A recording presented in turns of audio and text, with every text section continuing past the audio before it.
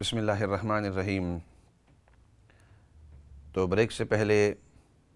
مختصر انداز کے اندر کعبۃ اللہ کی تاریخ بتلا رہا تھا، پچھلے سیشن سے کنٹینیو کرتے ہوئے اس سیشن کے اندر بھی،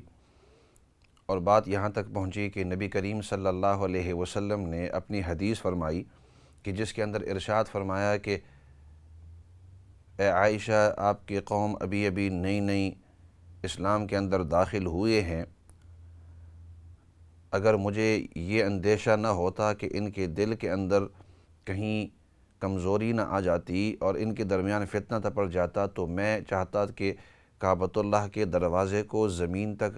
اس کو کر دوں اور دونوں طرف اس کے دو دروازے رکھ دوں، ایک طرف بھی دروازہ رکھ دوں اور دوسری طرف بھی دروازہ رکھ دوں۔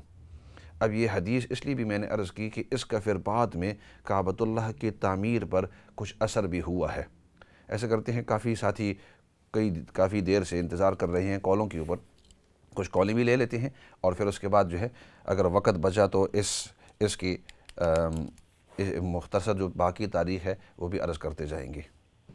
فی الحال کال کی طرف جاتے ہیں۔ السلام علیکم ورحمۃ اللہ وبرکاتہ۔ وعلیکم السلام ورحمۃ اللہ وبرکاتہ۔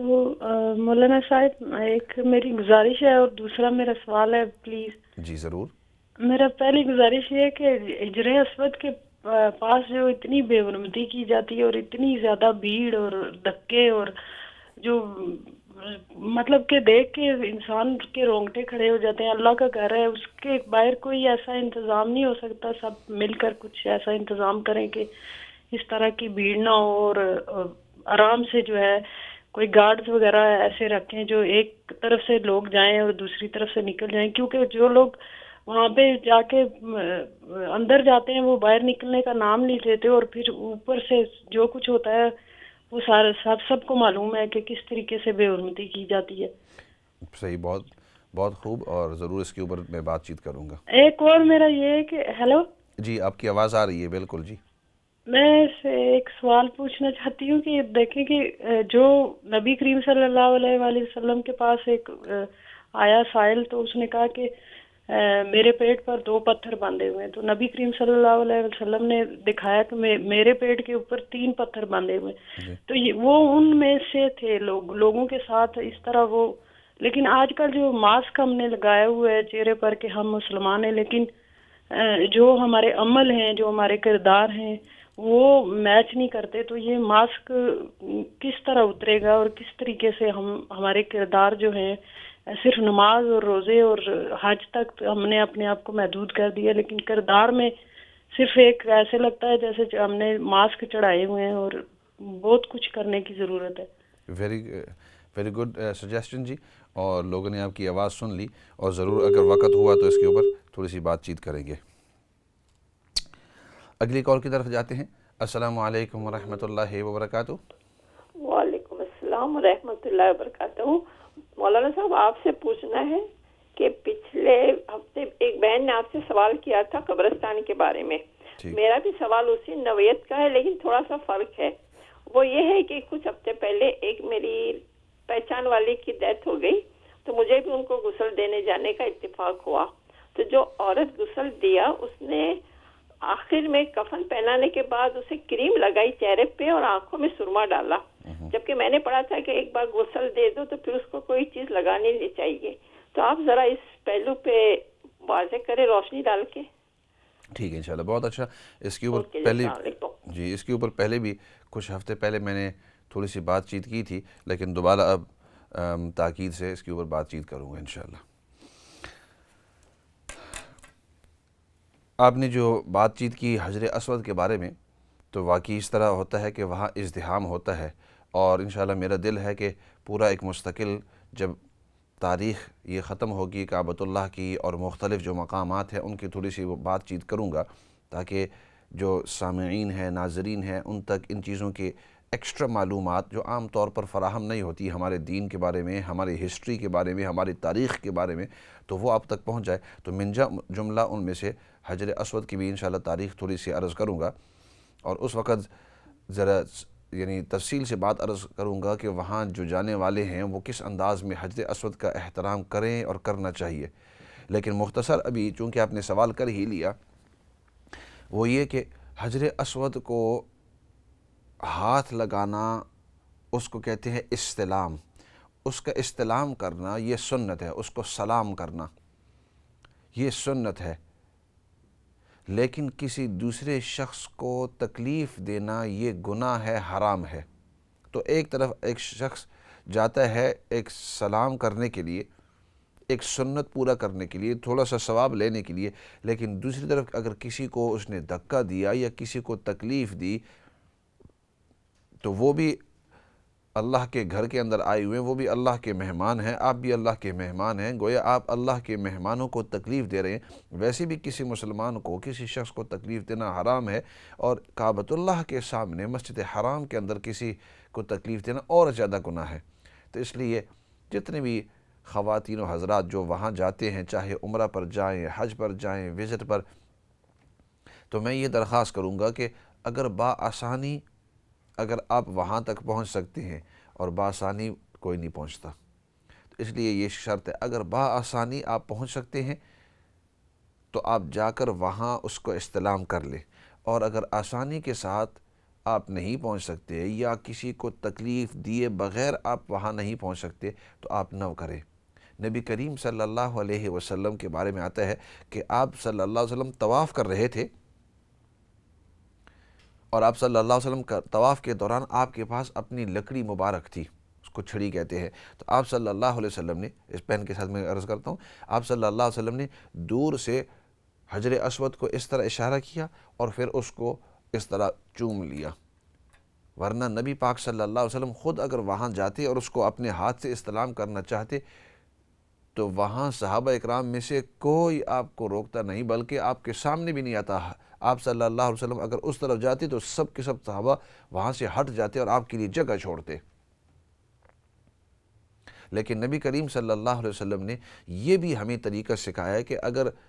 آپ قریب نہیں جا سکتے تو دور سے آپ استلام کر سکتے ہیں، اپنے ہاتھ سے کریں، اور اگر آپ کسی سواری کے اوپر ہیں، کیونکہ بعض لوگ ڈسیبل ہوتے ہیں اور وہ چل نہیں سکتے، وہ ریڑھی پر ہوتے ہیں، یا وہ جو منجیاں جیسے ہوتی ہیں ان کی یہاں یہ وہ کاری کوٹ جیسی ان کے پاس ہوتی ہے، وہ ان کو اٹھا کر ان کو لے جاتے ہیں وغیرہ وغیرہ انداز، تو اگر آپ وہاں جا نہیں سکتے تو دور سے آپ اپنے ہاتھ سے بھی کر سکتے ہیں۔ صحیح طریقہ یہ ہے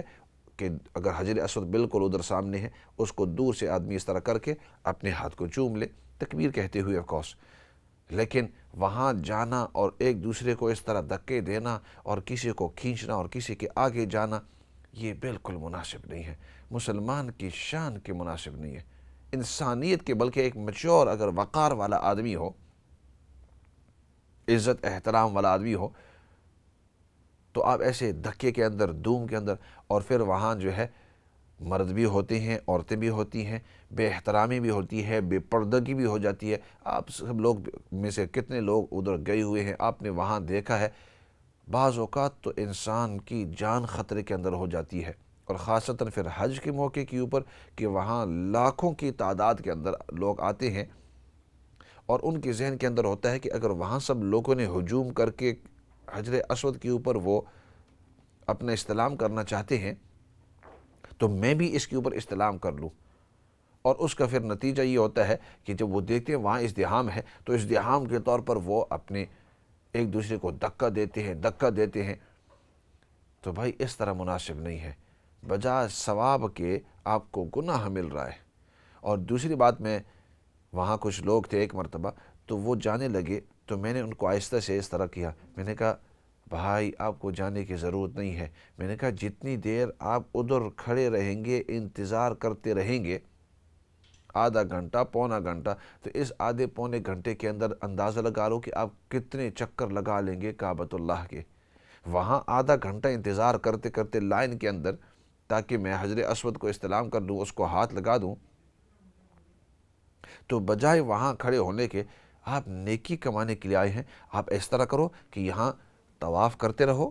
اور طواف کے دوران دعائیں کرتے رہو، اس آدھے گھنٹے کے اندر کتنے آپ کے چکر لگ جاتے ہیں، اگر کوئی صحیح تیز رفتار میں تو وہ پورا ایک طواف بھی کر سکتا ہے۔ تو انسان کو بعض اوقات یہ چیزیں ٹھنڈے دماغ سے سوچنی ہوں گی،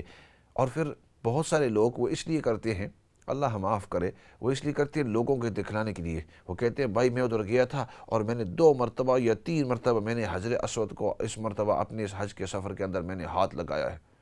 میں نے وہاں پورا آدھا گھنٹہ اور میں نے دھکا بھی دیا، مجھے کسی نے اس طرح دھکا بھی دیا لیکن میں نے چھوڑا نہیں ہے۔ وہ لوگوں کو دکھلانے کے لیے۔ بھائی جو بھی عمل کرو اللہ کے واسطے کرو، اپنے اخلاص کے ساتھ کرو۔ تو اس لیے میں درخواست کروں گا جتنے بھی لوگ جو حج پر جانے والے ہیں، جیسے میں نے عرض کیا تھا کہ انشاءاللہ اس سال میرا اپنا بھی ارادہ ہے، میں بھی جا رہا ہوں حج پر، تو جتنے بھی سامعین، ناظرین اور باقی جو آپ کے رشتہ دار ہیں، تو یہ بات ان کی ذہن کے اندر ضرور ڈالتے رہو کہ اگر وہاں گئے اور آپ دیکھیں کہ وہاں ازدحام ہے اور ضروری طور پر ازدحام ہوتا ہے، تو بھائی اس ایک سنت کو ادا کرنے کے لیے، وہ حجر اسود کو استلام کرنے کے لیے آپ کو کتنے حرام کرنے ہوں گے۔ ایک کو آپ نے گھونسا دیا، دھکا دیا، اس کو تکلیف ہوئی، یہ حرام ہے، دوسرے کو دیا، یہ حرام ہے، تیسرے کو تکلیف دی اور پھر واپس نکلتے ہوئے، اس لیے نہیں۔ باقی آپ نے جو یہ سجیشن دی کہ وہاں کی جو اتھارٹیز ہیں، تو وہ تو ظاہری بات ہے اپنی طرف سے پوری کوشش کرتے ہیں، انہوں نے وہاں ایک پولیس والے کو، اس آفیسر کو وہاں رکھا ہوا ہے، لیکن وہ جب لوگ دوسرے ملکوں سے آتے ہیں ان کی طبیعتیں الگ ہوتی ہیں، ان کے اوپر وہ سختی کس انداز میں کر سکتے ہیں، کس طرح وہ اپنے نظام کو بہتر جانتے ہیں۔ ایسے کرتے ہیں، کچھ کالیں آئی ہوئی ہیں، سوالوں کی طرف پھر واپس آئیں گے، لیکن کچھ کالیں لے لیتے ہیں۔ السلام علیکم ورحمۃ اللہ وبرکاتہ۔ وعلیکم السلام سر، مجھے ایک سوال پوچھنا ہے آپ سے۔ موسٹ ویلکم، جی پوچھیں۔ جی، بعض دفعہ ایسے ہوتا ہے کہ خواتین دوپٹہ لے کے وضو کرتی ہیں، سر ڈانپ کے وضو کرتی ہیں جی، اور اس کے بعد وضو کرنے کے بعد اگر نماز 1 گھنٹے میں ہے یا آدھا پہلے کر لیتی ہیں وضو، اور اس کے بعد دوپٹہ نہیں لیتی، سر پہ سر نہیں ڈانپتی، اور جب نماز کا ٹائم ہوتا ہے تو نماز پڑھ لیتی ہیں، کیا اس ایسے وضو رہتا ہے،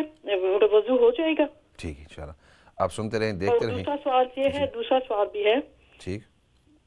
وہ دوسرا سوال یہ ہے کہ نماز کے بیچ میں کبھی دستک ہو اور دستک کا جواب دے دیا جائے اور اس کے بعد نماز پھر شروع کر لی جائے جہاں سے چھوڑی ہے، کیا یہ جائز ہے؟ ٹھیک ہے، انشاءاللہ آپ سنتے رہیں، ضرور اس سوال کا جواب دیں گے۔ Thank you, thank you. السلام علیکم ورحمۃ اللہ وبرکاتہ۔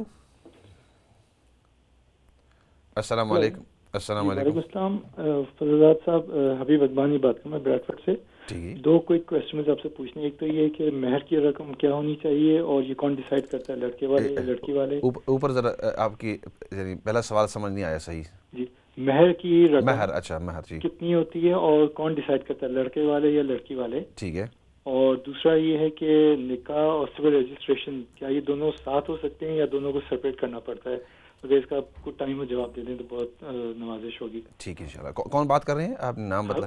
حبیب اقبانی۔ ٹھیک ہے جی، حبیب سمجھ گیا، ٹھیک ہے انشاءاللہ جی۔ ڈاکٹر صاحب، اوکے، اگلے سوال کی طرف جاتے ہیں جی۔ السلام علیکم ورحمۃ اللہ وبرکاتہ۔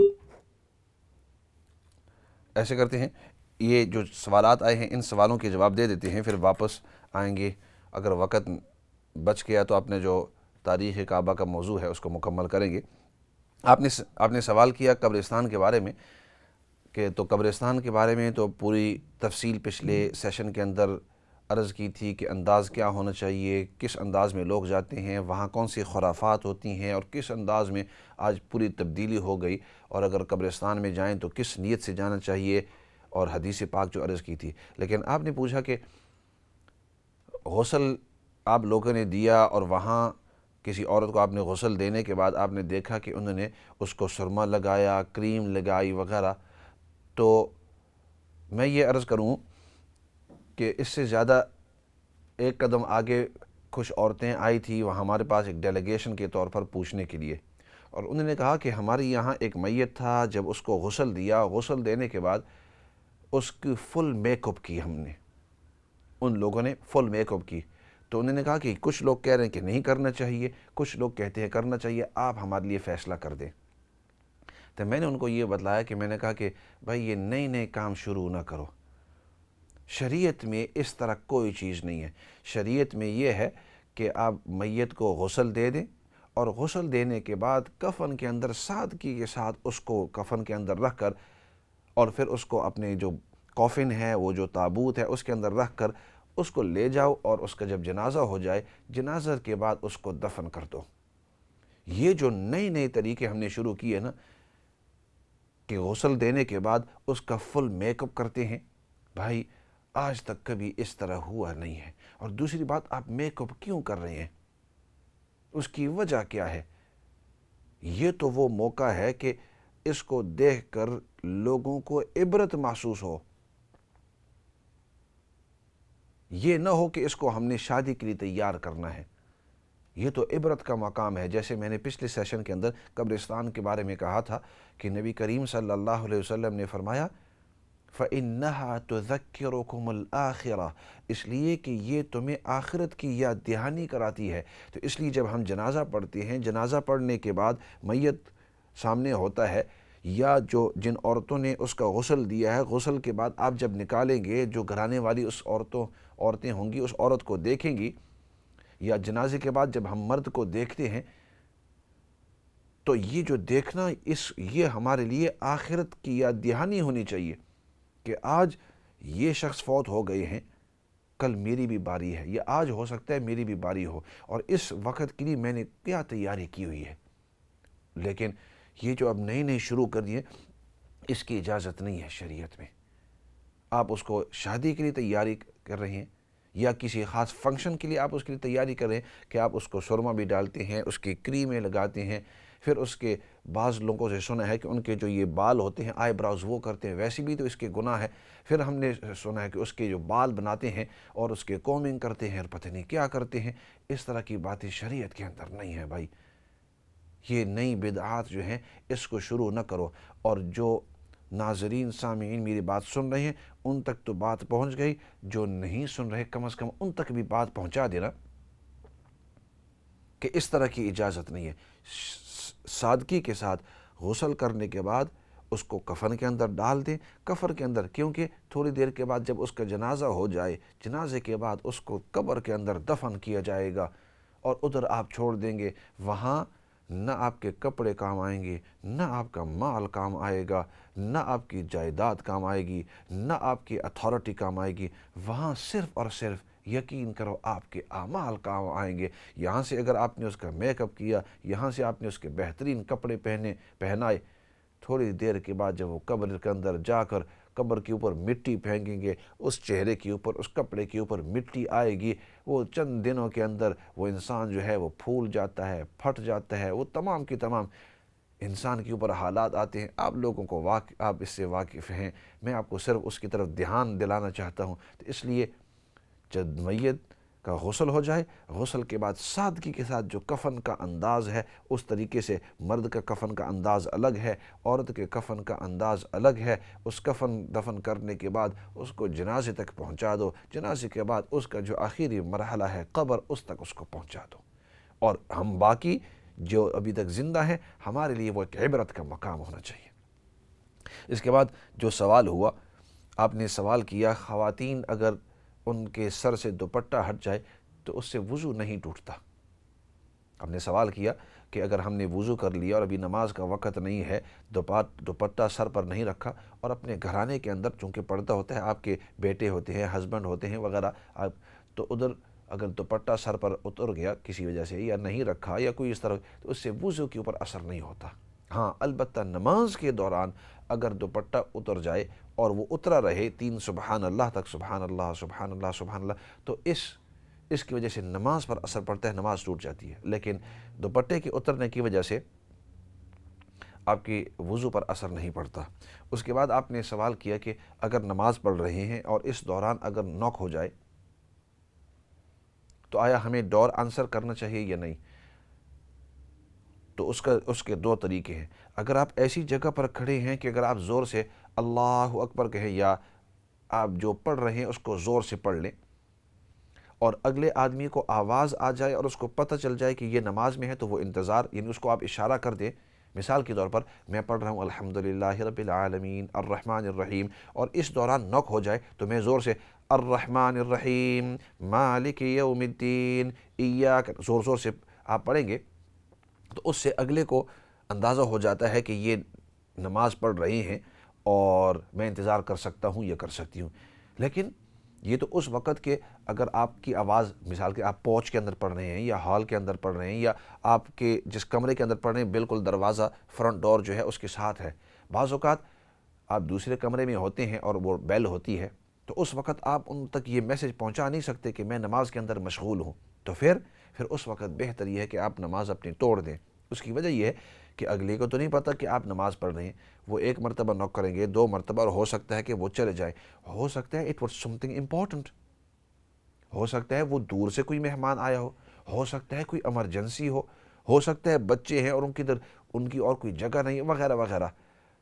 تو نماز اگر آپ نے توڑ دی، دروازے کو آنسر کر کے آپ دوبارہ نماز شروع کر کے ختم کر سکتے ہیں، لیکن اگر وہ شخص چلے گئے آپ کو پتہ نہیں کون تھا کون نہیں ہے وغیرہ وغیرہ۔ تو اس لیے مسئلہ یہ ہے کہ اگر آپ ایسے موقع پر ہیں کہ جہاں آپ کے زور سے پڑھنے سے یا آپ کے نماز ہی کے الفاظ ادا کرنے سے اس کو پتہ چل جائے اور وہ آپ کا انتظار کرے، تب تو اپنی نماز نہ توڑو، اور اگر اس کو آپ اس انداز میں بتا نہیں سکتے تو پھر یہ ہے کہ اپنی نماز آپ توڑ سکتے ہیں، دروازے کو آنسر کر کے پھر اپنی نماز جہاں سے you've left over you can carry on۔ اس کے بعد آپ نے پوچھا ڈاکٹر صاحب کہ مہر کا دار و مدار جو ہے اٹس اے میوچل اگریمنٹ آپس کے اندر کہ لڑکی کے احترام کی وجہ سے یہ ایک قسم کا گفٹ ہوتا ہے، فریضہ گفٹ، ہسبینڈ کی طرف سے لڑکی کو گفٹ دیتے ہیں، اور نارملی میوچل اگریمنٹ کسی نہ کسی چیز پر آ جاتا ہے۔ اگر نہ آئے تو آدمی یہ کہتے ہیں کہ چلو مہر فاطمی دے دیتے ہیں۔ مہر فاطمی وہ جو سیدنا علی رضی اللہ تعالیٰ عنہ نے سیدنا فاطمہ رضی اللہ تعالیٰ عنہ کو دیا تھا، اور اس کا انداز آدمی، اور چونکہ وہ سونے اور چاندی کے لحاظ سے تھا اور اس کی جو قیمت ہے فلکچویٹ ہوتی ہے، کبھی اونچا کبھی نیچے، تو اس وقت آدمی کسی عالم کو پوچھ لیتا کہ آج کل مہر فاطمی کیا ہے، لیکن نارملی منیمم مقدار کے اوپر بھی عورتیں راضی ہو جاتی ہیں۔ لیکن اگر بالفرض جیسا کنفلکٹ تو پھر یہ ہے کہ the last word is for the wife، کیونکہ وہ کہتی ہے کہ مجھے اتنا چاہیے، لیکن normally it's a mutual agreement. اور باقی آپ نے یہ پوچھا کہ رجسٹریشن اور نان رجسٹریشن کے بارے میں، تو بعض مساجد ان کے اندر اس طرح ہوتا ہے کہ جو نکاح پڑھا جاتا ہے وہ مسجد کی رجسٹریشن ہوتی ہے، لیکن چونکہ ان کے کونسل کے ساتھ پہلے سے اگریمنٹ ہوئے ہیں، کونسل والوں نے ان کو ٹریننگ دی ہے، تو ان کا جو نکاح ہے وہ کونسل کے ساتھ بھی رجسٹریشن ہے، لیکن they are very less in number. Mostly this 2 different registration, مسجد کی اپنی رجسٹریشن ہوتی ہے موسٹ آف دا ٹائم، اور پھر آپ کو کونسل کے اندر جانا ہوگا اور وہاں جا کر ان کی جو سیریمنی ہے سول سیریمنی وہاں کر کونسل کی رجسٹریشن کرنی ہوتی ہے۔ سو دس 2 ڈفرنٹ رجسٹریشنز۔ لیکن جیسے میں نے عرض کیا بعض مساجد کا چونکہ کونسل کے ساتھ تعلق ہوتا ہے اور انہوں نے وہ ٹریننگ وغیرہ دی ہوئی ہے، تو کونسل نے ان کو اجازت دی ہے کہ اگر آپ کے یہاں نکاح ہوا ہے تو وہ نکاح ہم مان لیتے ہیں، تو مسجد کا جو رجسٹریشن ہے it's valid for the council as well. ایسے کرتے ہیں، اور سوالات لے نہیں سکتے، اور جو تاریخ کا حصہ باقی رہ گیا ہے کعبۃ اللہ کی نیکسٹ سیشن کے اندر وی ول کیری آن۔ فی الحال پروگرام ختم ہو گیا ہے، and normally we finish off with a dua۔ الحمد لله رب العالمين والصلاة والسلام على سيد الأنبياء والمرسلين محمد وعلى آله وصحبه أجمعين۔ ربنا ظلمنا أنفسنا وإن لم تغفر لنا وترحمنا لنكونن من الخاسرين۔ اللهم ربنا اغفر لنا ولإخواننا الذين سبقونا بالإيمان ولا تجعل في قلوبنا غلا للذين آمنوا ربنا إنك رؤوف رحيم۔ یا رب العالمین تو ہم سب کو دین کی صحیح سمجھ نصیب فرما، یا اللہ تو ہم سب کو دین پر استقامت نصیب فرما۔ یا رب العالمین جو لوگ جہاں بھی پریشان حال ہیں، جس قسم کی بھی پریشانی کے اندر ہیں، سب کی پریشانیوں کو دور فرما۔ جو بھی بیمار ہیں یا اللہ سب بیماروں کو شفا نصیب فرما، اور جتنے بھی مرحومین اس دنیا سے جا چکے ہیں یا اللہ سب کی بخشش اور مغفرت فرما۔ یا اللہ